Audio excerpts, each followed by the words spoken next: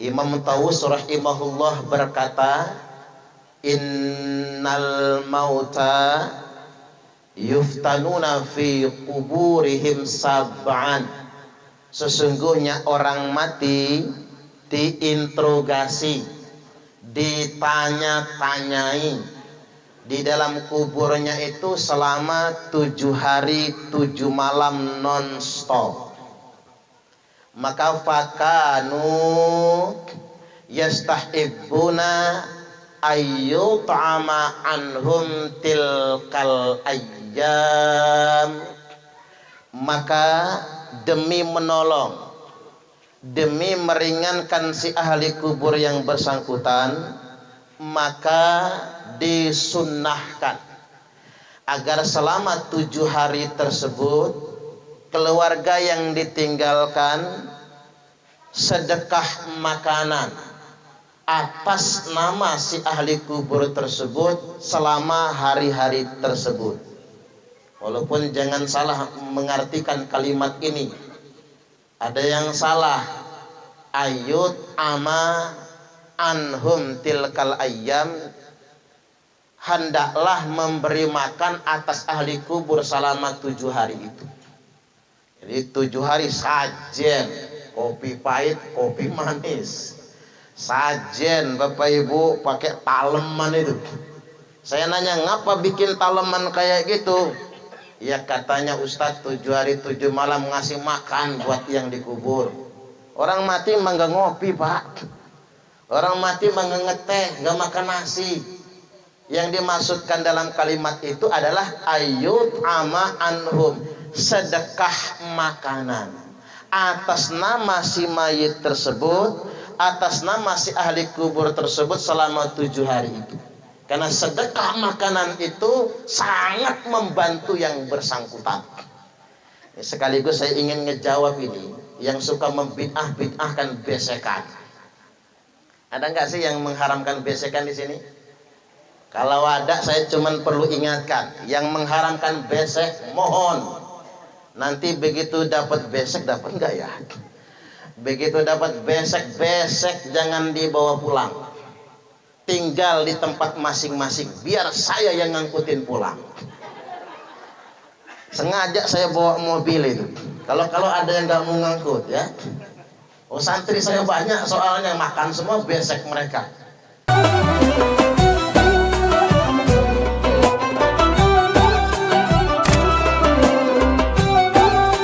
Apa kabar Bapak Ibu, sehat? Kita luangkan waktu sebentar mendengarkan ceramah. Ini masih sore, masih jam 8:30, belum larut malam. Entah pulang ke rumah juga paling mantengin TV. Maka saya doakan Bapak Ibu yang mendengarkan ceramah dengan sabar masuk surga semua. Panjang umurnya, sehat badannya, lunas hutangnya, muka-muka cicilan ya Bu.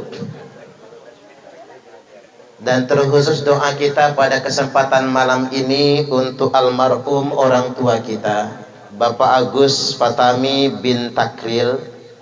Kita doakan almarhum diampuni segala dosa-dosanya, dihapuskan segala kesalahannya, dilipat gandakan pahala amal kebaikannya, saat ini diluaskan di kuburnya, dan di akhiratnya nanti dimasukkan ke dalam surganya Allah kekal abadi selama-lamanya. Allahumma amin, amin ya rabbal alamin. Baik Bapak Ibu rahimakumullah, saya minta izin ini saya record karena ada manfaatnya biar bisa ditonton orang di channel YouTube saya. Saya ingat betul waktu saya nge-record Ibu Hajah Aksanah, ibunya Pak Haji Khalil ya. Saya record tahun yang lalu saya upload di YouTube. Viewersnya mencapai 900.000 yang nonton itu. Saya lihat statistik monetisasinya itu 21 juta. Jadi satu video itu. Ya mudah-mudahan ini banyak yang nonton juga dia. Mudah-mudahan. Artinya yaitu nilai materi Bapak Ibu Yang jelas nilai manfaatnya, ceramah ini tidak hanya kita yang mendapat manfaatnya, juga para subscriber saya di channel YouTube. Jangan lupa di subscribe yang belum ya. Terus kalau nonton ada iklannya jangan dilewatin Pak, jangan diklik lewatin, tonton aja iklannya nggak apa-apa. Ya hitung-hitung nambahin buat sayanya ya. Saya lagi bangun pondok soalnya. Baik Bapak Ibu hadirin wal hadirat rahimakumullah. Ini malam ke-7. Jadi malam yang 7 hari belakangan ini bagi si ahli kubur malam yang sangat mendebarkan, malam yang sangat mencemaskan selama 7 hari 7 malam. Karena si ahli kubur ditanya, diinterogasi oleh malaikat Munkar dan Nakir. Imam Tawus rahimahullah berkata, innal mauta yuftanuna fi kuburihim sab'an. Sesungguhnya orang mati diinterogasi, ditanya-tanyai di dalam kuburnya itu selama 7 hari 7 malam non-stop. Maka fakanu yastahibbuna ayyut'ama anhum tilkal ayyam. Maka demi menolong, demi meringankan si ahli kubur yang bersangkutan, maka disunnahkan agar selama 7 hari tersebut keluarga yang ditinggalkan sedekah makanan atas nama si ahli kubur tersebut selama hari-hari tersebut. Walaupun jangan salah mengartikan kalimat ini, ada yang salah. Ayut ama anhum tilkal ayyam, hendaklah memberi makan atas ahli kubur selama 7 hari itu. Jadi 7 hari sajen, kopi pahit, kopi manis. Sajen Bapak Ibu pakai taleman itu. Saya nanya, ngapa bikin taleman kayak gitu? Ya katanya Ustadz 7 hari 7 malam ngasih makan buat yang dikubur. Orang mati emang gak ngopi Pak. Orang mati emang gak ngeteh, gak makan nasi. Yang dimaksudkan dalam kalimat itu adalah ayut ama anhum, sedekah makanan atas nama si mayit tersebut, atas nama si ahli kubur tersebut selama 7 hari itu. Karena sedekah makanan itu sangat membantu yang bersangkutan. Sekaligus saya ingin ngejawab ini, yang suka membid'ah-bid'ahkan besekan. Ada nggak sih yang mengharamkan besekan di sini? Kalau ada, saya cuma perlu ingatkan, yang mengharamkan besek mohon nanti begitu dapat besek, dapat nggak ya? Begitu dapat besek jangan dibawa pulang, tinggal di tempat masing-masing, biar saya yang ngangkutin pulang.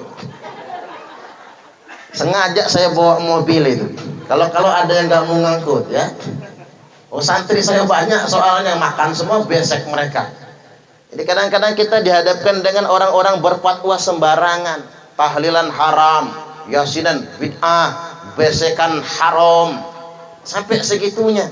Makanya hati-hati dengan anak muda Bapak Ibu. Anak muda ini banyak nggak mondok kan, banyak nggak ngerti kitab kuning. Kitab kuning itu kan Arab gundul.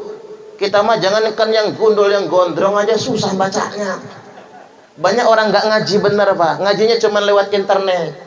Ketika ngaji lewat internet, ngajinya sama ustadz Wahabi yang dikit-dikit ngomong bid'ah, dikit-dikit ngomong bid'ah begitu. Akhirnya terpengaruh, terpapar. Saya lihat sekarang itu yang banyak terpapar paham Wahabi itu orang yang memang nggak pernah mondok. Memang secara intelektual mungkin dia pintar, sarjana barangkali, tapi cuma pakai logika, nggak benar-benar ngaji agama. Nanti kalau mati tanya malaikat, guru kamu siapa? Syekh YouTube al-Interneti. Kiainya Kiai Haji Google. Nggak bisa dipertanggungjawabkan. Jadi sekali lagi itu sedekahan berbentuk makanan yang sedekahan tersebut manfaatnya bisa meringankan si ahli kubur yang bersangkutan. Ini terambil dari sabda Nabi sallallahu alaihi wasallam, ad-du'a'u wa shadaqatu hadiyah. Karena doa dan sedekah itu adalah hadiah ilal mauta, hadiah untuk orang yang sudah mati. Jadi kalau mau ngasih hadiah buat orang yang sudah mati, bukan pakai bunga papan. Bunga papan nggak ngaruh buat orang mati. Bunga papan ngaruhnya buat orang hidup, betul? Kadang ngayal, kalau bunga papannya 1000 papan, 100 papan, mending ganti duit aja ya. Kalau gopek satu bunga papan kalikan 150 juta, cair nih. Mending ganti duit, meringankan itu. Dan mohon maaf juga, orang mati dikasih kijing nggak ngaruh. Kubur dikasih kijing nggak ngaruh. Yang ngaruh kijing buat pandangan mata orang hidup. Walaupun saya perlu luruskan, ngijing itu kalau di tanah sendiri boleh, tapi kalau di TPU tanah pemakaman umum harus minta izin, karena itu bukan tanah kita. Paham nggak Bapak Ibu? Ini kapan-kapan dia beli tanah kuburan, tiba-tiba nguburin keluarga di sana, main ngijing aja. Emang tanah dia? Makom Nabi itu dikijing, karena Nabi dimakamkan di kamar Aisyah, kamar istrinya sendiri. Boleh dong dikijing. Makanya saya sarankan buat ibu-ibu ini, kalau bapak-bapak meninggal, Bu, kuburin di kamarnya sendiri. Mau nggak, Bu?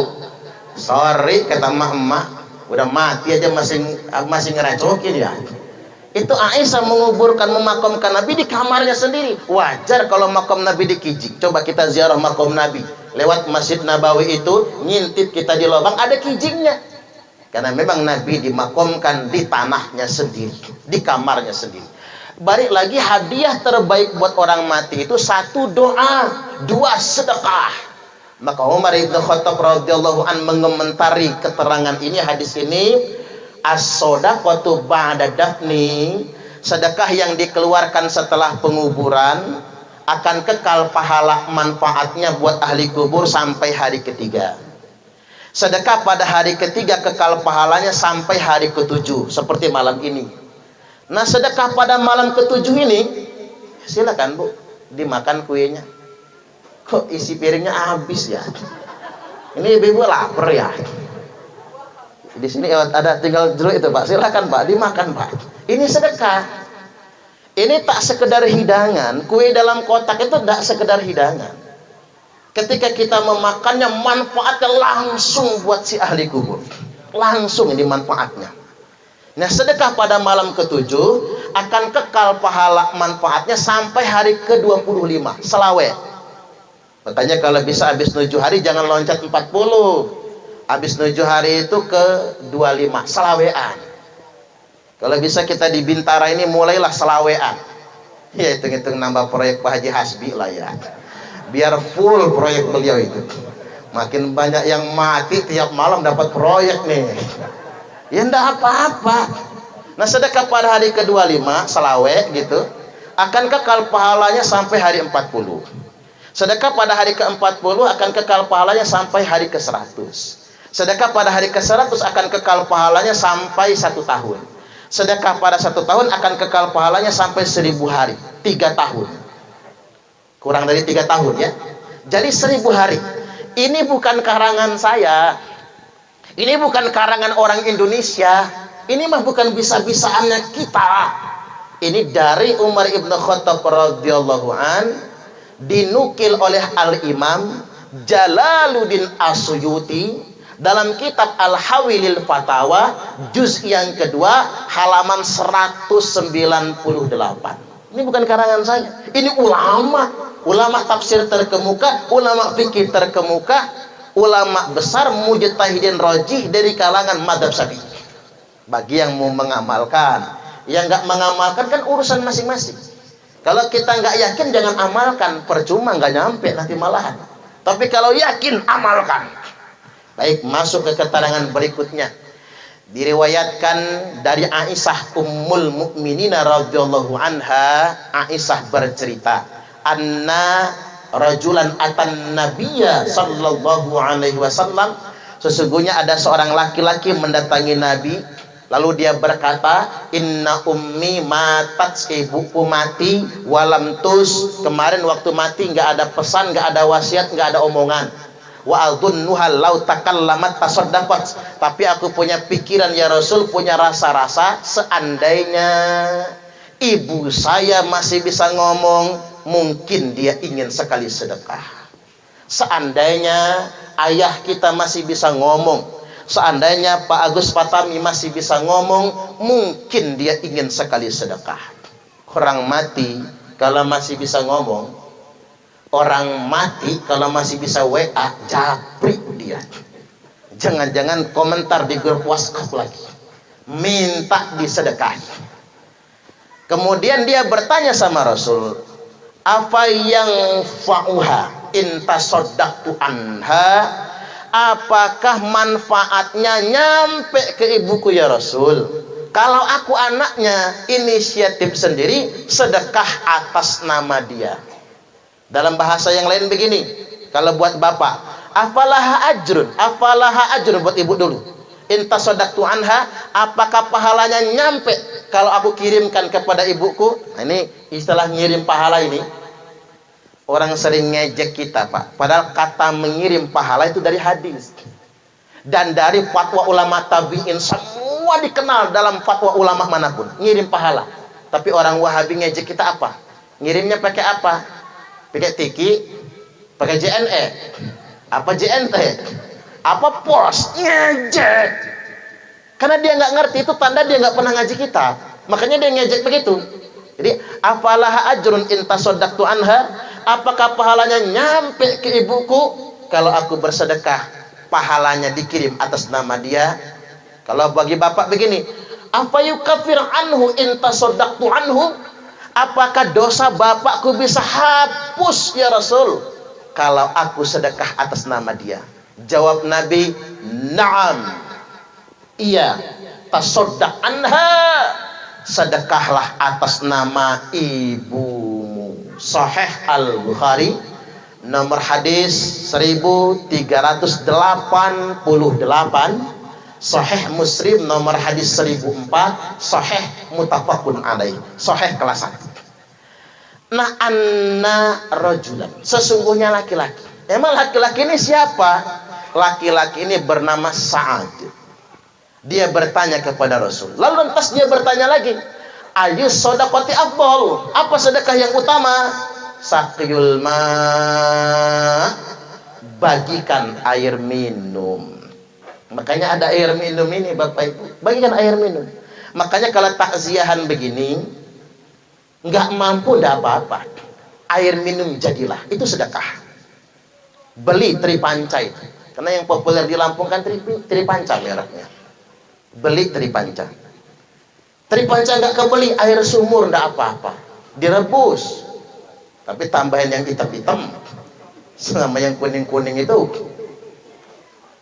Ustaz, umpama ini mau ngerebus air, gas lagi habis, kayu bakar nggak punya, kopi nggak ada, gula nggak terbeli, ya sudah, air sumur nggak apa-apa, nggak usah direbus, tuang di teko, bagikan di gelas. Tapi jangan ngomong-ngomong, nanti orang malas beli minumnya, takut anyang-anyangan. Ya padahal air itu kalau mentah sekalian malah nggak apa-apa. Yang bahaya kan separuh, setengah matang, itu yang bahaya, bikin anyang-anyangan. Ya kalau cuman air minum sanggup, lebih dari itu apa? Fa'ita'amut ta'am, hidangkan makanan. Makanya orang Lampung itu aslinya ngidang. Karena kalimatnya ngidang loh, aslinya ngidang. Cuman sekarang orang Lampung ikut orang Jawa, jasek, besek. Karena kalau ngidang Pak, yang makan cuman kita doang, ngambil paling cuman 1 centong. Cuman kalau ngebesek di rumah sudah ada yang nungguin tuh. Kata anak, Pak, beseknya mana? Sudah ada yang nungguin. Makanya orang Lampung ikut ngebesek juga sekarang. Asli hukum asalnya ngidang. Coba Nabi pulang dari pemakaman bersama para sahabat. Ja'far meninggal dunia, istrinya nyembelih kambing, dihidangkan, dimakan oleh Nabi dan para sahabat. Begini Bapak Ibu, seandainya ngidang itu haram, seandainya besekan itu haram, waktu isi Ja'far melakukannya nyembelih kambing sudah diharamkan oleh Nabi, sudah dibid'ahkan oleh Nabi, sudah dilarang oleh Nabi. Nabi memperbolehkannya. Makanya kebiasaan orang Lampung dulu ya Pak, Siti, Nyai meninggal dunia, Nyai meninggal dunia, Akas Tombai meninggal dunia, nyembelih kebo. Di Menggala itu masih loh Pak nyembelih kebo itu. Ada yang nanya sama saya itu boleh nggak Ustaz? Kalau mampu boleh.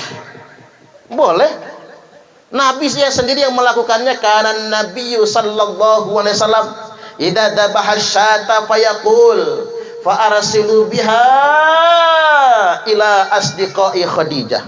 Nabi sedekahan nyembelih kambing gede banget, sedekahan atas Khadijah yang sudah wafat meninggal dunia. Sahih Muslim nomor hadis 4464. Boleh kalau mampu. Yang nggak boleh itu maksa. Gara-gara tahlilan rumah kegade. Nih Bu Novitri rumah kegade nggak ini? Gara-gara tahlilan enggak kan? Gara-gara yasinan rumah kejual nggak? Rumah enggak ya. Gara-gara yasinan utang kerentenir kemana-mana. Itu namanya besar pasak daripada tiang. Biar tekor asal kesohor. Kalau kata orang Palembang, kue putu buatan cek gaya, awak buntu banyak gaya. Nah itu yang jangan Bapak Ibu. Lagi pula kalau tidak mampu kan sudah ada rumus balikannya. Apa rumus balikannya? Nah ini hadis yang cuman orang Indonesia bisa mempraktekannya. Orang Arab sendiri nggak bisa mempraktekannya. Hadisnya begini, isna'u li ali Ja'farin to'aman, sediakan makan, masak dan hidangkan makanan kepada keluarga Ja'far. Ja'far meninggal dunia, Nabi memerintahkan kepada para tetangganya agar menyediakan makanan, masak dan ngidang di situ. Dan hanya orang Indonesia yang bisa mempraktekkan itu. Orang Indonesia kalau zaman dahulu begitu ada yang meninggal pakai baskom isi beras, mie kuning, nenteng ayam kampung. Makanya bak saya meninggal Pak sekandang penuh ayam. Di kampung saya emang gak level ayam potong mah, ayam kampung Pak. Kemudian tetangga-tetangga keluarga yang sudah bawa bahan makanan ini dimasak, kemudian dihidangkan kepada keluarga ahli musibah dan orang-orang yang datang takziah. Ini perintah Nabi dan hanya orang Indonesia yang berhasil mengamalkannya. Yang lain tidak ada. Jajal ke Malaysia tidak ada, jajal ke Arab nggak ada. Cuman kita di kota Pak kalau pakai baskom isi beras repot ya Bu ya. Maka kita ganti amplop. Tapi mohon maaf, amplop itu jangan nanggung isi 5.000. Nyumbang orang mati isinya 5.000, tapi ngarep bawa besek. Kata malaikat malu-maluin orang satu ini. Jangan sampai begitu, kita ini kadang nggak adil. Diundang pesta apalagi di gedung, angpaunya 500.000 ngisinya. Ketiban orang kematian cuman 50.000, jomplang itu Bapak Ibu. Orang pesta kan lagi senang-senang nih. Orang kematian kan lagi bersedih. Dan saya perlu ingatkan juga, kalau memang nggak mampu, gunakan saja sumbangan yang ada. Jangan maksa. Itulah gunanya sumbangan. Itulah gunanya rukun kematian. Makanya kalau kita ditarik rukun kematian, nyumbang ge. Ini orang sudah capek-capek keliling, bukannya ngasih malah protes. Saya ini sudah rajin nyumbang tapi nggak pernah dapat giliran. Ya udah minta sama Allah. Kalau pengen dapat giliran, kadang-kadang sedemikian rupa itu tujuannya memang ke sana untuk meringankan keluarga si ahli musibah. Baik, kemudian Bapak Ibu rahimakumullah, yang berikutnya yang hendak saya sampaikan pada kesempatan malam ini, walaupun sedekah itu tidak melulu berbentuk makanan. Malam ini kita baca tahlil, kita baca yasin, itu sudah sedekah. Tahlil itu sedekah. Syekhul Islam Ibnu Taimiyah dalam kitab Majmu' Fatawanya menjelaskan zikir, tahlil, tasbih, tahmid, takbir, semua zikir yang kita ucapkan apabila dihadiahkan untuk mayit maka pahalanya sampai kepada mayit. Apalagi kita nih zikirnya tahlil ya Pak. Zikir yang paling utama itu Bapak Ibu tahlil. Kalimat tahlil ini sekali saja engkau ucapkan, kata Nabi, akan aku jadikan alasan untuk membelamu pada hari kiamat nanti. Saya ulang, sekalilah saja diucapkan kalimat la ilaha illallah, dengan satu kalimat itu aku akan membelamu pada hari kiamat nanti. Kalau kata Nabi sama pamannya, kalimatan uhajjulaka biha indallah. Begitu. Ini satu. Apalagi kita ngucapnya udah nggak kehitung-hitung Pak. Ratusan kali, ribuan kali. Makanya kita ini Pak, kalau nggak ada orang mati Bapak Ibu belum tentu tahlilan kan, betul nggak kira-kira? Belum tentu Pak. Kita ini lebih sibuk lihat handphone daripada berzikir kan. Ini dengan ada yang meninggal dunia kita ngucap tahlil sebanyak-banyaknya. Makanya kalau lagi tahlilan itu yang semangat tahlilnya itu, yakinkan di dalam hati kita, karena kalimat itu akan dijadikan Nabi alasan untuk membela kita pada hari kiamat nanti. Termasuk yang lagi sakit, saya kasih ilmunya Bapak Ibu. Yang sedang sakit, kalau nggak panjang umur, kalau nih lagi sakit, ucapkan 4 kalimat tahlil. Kalimatnya apa saja? 1, la ilaha illallah wallahu akbar. La ilaha illallah wahdahu la syarikalah. La ilaha illallah lahul mulku wa lahul hamdu. La ilaha illallah wa la haula wa la quwwata illa billah. Baca 4 kalimat ini sedang sakit itu. Seandainya sakitnya nggak sembuh, lalu dia mati, man qalaha fi maradi. Barang siapa yang membaca kalimat tahlil sedang dalam keadaan sakit, ternyata sakitnya nggak sembuh, tsumma mata, lalu dia mati, maka ada jaminan lam tat'amhun nar, maka dia tidak akan pernah dimakan oleh api neraka. Lagi sakit nih. Kan tidak melulu begini Bapak Ibu, man akhiru kalamihi biqauli la ilaha illallah dakhulal jannah. Barang siapa yang akhir perkataannya mengucapkan kalimat la ilaha illallah masuk surga. Kan tidak semua orang Pak sempat begitu. Takut kita nggak sempat mengucapkannya di kalimat yang terakhir, waktu sakit ucapkanlah itu. Ustadz, tadi kalimat 4 itu apa? Nggak apa? Nonton di YouTube nantinya. Ya dicariin kalimatnya. Oh ini kata Pak Ustadz itu. Kemudian diapalin dengan kalimat tersebut. Kalau kita baca, dijamin tidak akan dimakan oleh api neraka. Nah malam ini kalimat tahlil itu pahalanya kita hadiahkan buat almarhum Pak Agus. Termasuk kita membaca Yasin. Saya sering ditanya, Ustadz, ngapa sih mesti Yasin yang dibacakan buat orang mati? Nah ini cara ngejawabnya begini.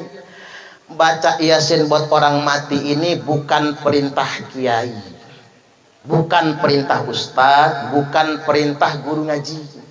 Tapi baca Yasin buat orang mati ini perintah Nabiullah Muhammad sallallahu alaihi wasallam. Nabi yang perintahkan, iqra'u Yasin ala mautakum. Bacakan Yasin atas yang mati di antara kalian semua. Ibnu Majah nomor hadis 1448, Abu Daud 3121, Musnad Imam Ahmad 19427, dan disahihkan dalam kitab Sahih Ibnu Hibban oleh Al-Hafidz Ibnu Hibban. Ini jelas ada hadisnya, sudah disahihkannya, perintah Nabi. Jadi kalau ada yang membid'ahkan, sama saja dia membid'ahkan nabinya sendiri. Nah kalau Yasin juga masih kepanjangan, baca Al-Fatihah jadilah. Karena Al-Fatihah tergantung niat yang membaca. Saya ajarkan Bapak Ibu doa yang paling singkat tapi mujarab. Apa itu Al-Fatihah? Al-Fatihatu lima quri'at lahu. Al-Fatihah tergantung niat yang membaca. Apa aja hajat kita, bacalah Fatihah. Pengen sembuh dari sakit, baca Al-Fatihah. Ngerukyah itu nggak usah repot-repot nelponin saya terus, takut saya udah kecapean. Ngerukyah kayak Pak Haji Prapto, rukyah sendiri, baca Fatihah. Fatihah itu tergantung niat yang membaca. Untuk ruqyah bagus. Wong Nabi yang sudah menjamin kok. Al-Fatihah itu ruqyah. Kemudian orang yang sedang safar kita doakan dengan Al-Fatihah bagus. Anak kita nih lagi kuliah. Gimana biar dia nggak pacaran? Gimana dia biar nggak narkoba? Nggak melakukan sesuatu yang berbahaya? Percuma ditelepon tiap menit, tiap jam. Anak lebih pintar ngeles. Pintar bohongnya dia, Pak, Bu. Bacakan Fatihah. Aman. Anak biar betah mondok, bacakan Fatihah. Bagus semua itu. Termasuk Al-Fatihah dibacakan buat bapak-bapak hidung belang mata keranjang, bagus. Makanya ibu-ibu kalau punya laki hidung belang, rajin-rajin bacakan Fatihah. Hilang belang di hidungnya. Enggak kan keranjangan lagi matanya. Termasuk Al-Fatihah, Pak, dibacakan buat bini yang mulutnya cerewet kelewat. Ibu-ibu ini cerewet nggak sih? Kalau ngeliat dari cangkemnya cerewet semua kayaknya ya. Lagi ngomel di dapur, ngoceh, deketin jidatnya itu Al-Fatihah, langsung mingkem mulutnya. Kalau nggak mulutnya yang mingkem, kita digebuk pakai sapu sama dia, Pak. Bacakan Fatihah. Baik Bapak Ibu, sedikit lagi yang hendak saya sampaikan. Jadi Bapak Ibu, di balik wafatnya Pak Agus Fatami, peringatan bagi kita yang masih hidup bahwasanya tiba gilirannya kita akan mati juga. Pak Agus berapa umurnya, Bu? 58 ya? Di umur 58 itu memang usianya. Saya kasih urutannya Bapak Ibu. Umur 0 7 tahun usia anak-anak. Maka saya menyarankan anak umur 7 tahun ke bawah jangan dimasukin SD. Enggak bagus, kurang bagus. Kita aja yang ngotot sampai nyogok masuk SD juga. Demi diterima. Ada yang pengalaman nyogok-nyogok nggak sih kira-kira? Karena nggak bagus, bener Bang, nggak bagus. Itu teorinya begitu memang. Dari umur 7 sampai 14 itu usia ngapal. Kemudian ajarnya silakan jejelin ilmu. 14 sampai 21 kelipatan 7 ya. Itu usia beranjak dewasa. 21 sampai 28 menikah. 21 sampai 28 menikah. Menikah paling awal 21. Menikah paling bagus 25. Menikah paling telat 28 ke atas. Maka kalau umur sudah 28 belum nikah, telat. Suruh cepat nikah. Nggak usah mencari yang macam-macam lah. Oh, jodoh itu rezeki kan di depan, jodoh sudah ditakdirkan. Cuman ada juga Ustadz sampai lanjut usia nggak dapat jodoh, mungkin jodohnya sudah meninggal duluan. Ya kita nggak bisa menyalahkan takdir kan. Umur 28 sampai 35 usia bekerja. Makanya kalau anak sudah umur 28 sampai 35, yang penting halal, suruh dia kerja. Kalau semua orang mau jadi PNS, bangkrut negara ini, siapa yang mau ngegajinya? 35 sampai 42 usia kaya. Kalau umur 35 sampai 42 kaya, bakal kaya selamanya. 35 sampai 42 melarat, terima melarat. Ya, kaya kan ukurannya bukan harta, tapi rasa. Betul nggak kira-kira? 42 sampai 49 usia tobat. Makanya bapak-bapak yang belum tobat, ingat umur 42 sampai 49 harus berjuang untuk tobat. Kalau nggak tobat, sayur nangka bumbu kemiri. Tua bangka nggak tahu diri. Atau tua-tua keladi. Makin tua makin menjadi. Umur 49 sampai 56 usia manusia paling matang. Paling matang tuh 49 56. Makanya jadi presiden, jadi menteri, jadi gubernur, jadi wali kota bupati paling bagus usia 49 sampai 56. Tua betul belum, kemudaan juga tidak. Nah, umur 56 sampai 63 ajal. Angka kematian paling banyak silakan survei. 90% lebih kematian di usia 56 sampai 63. Makanya yang sudah 56 siap-siap. Enggak lama lagi mati itu, Pak. Bener aja mas saya. Makanya kan dibuat angka pensiun tuh 56 pensiun, 58 pensiun, 60 pensiun. Tahu betul ya. Pemerintah yang bikin aturan itu, ini bakal mati nih, pensiunin aja lah. 56, 63. 63 itu maksimal usia Nabi soalnya. 63 sampai 70 panjang umur. 70 kelewat tambah panjang umur. 77 kelewat bablas. Malaikatnya udah lupa. Ada orang umur 99 tahun gak mati-mati. Tiba ditanya sama malaikat, Israel, itu mbah itu gak mati-mati umur 99, lupa kata dia. Udah kelewat. Guyonannya begitu. Jadi beliau wafat, Bu, Pak Agus, kan enggak sakit ya, Bu ya. Enggak sakit usia 58 memang takdirnya. Sudah usia ajal memang. 56 sampai 63 adalah usia kematian semua umat Muhammad. Tinggal lihat nanti akan mati kapan dia. Ya ada yang lewat dari situ, tapi kan gak banyak. Dan mati gak mesti nunggu sakit, karena ketentuan ajal dari Allah.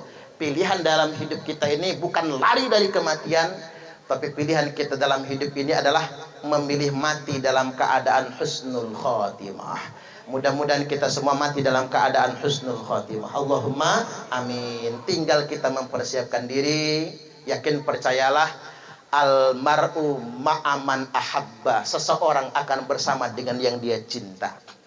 Perpisahan Ibu Novitri beserta anak-anak dengan beliau ya sementara. Entoh juga nanti akan bersama lagi di akhirat, bersama lagi di surga nantinya. Allahumma amin. Nah, terakhir Bapak Ibu ingin saya sampaikan, sebagai persiapan kita menjemput ajal, maka mudah-mudahan kita termasuk orang-orang yang dikabul oleh Allah, dikabul doanya, wa taubatan qoblal maut, bertobat sebelum kematian. Allahumma amin. Karena begini Bapak Ibu, inilah salah satu karomah untuk umat Islam ini. Nabi minta kepada Allah, ya Allah, mohon terima taubat umatku.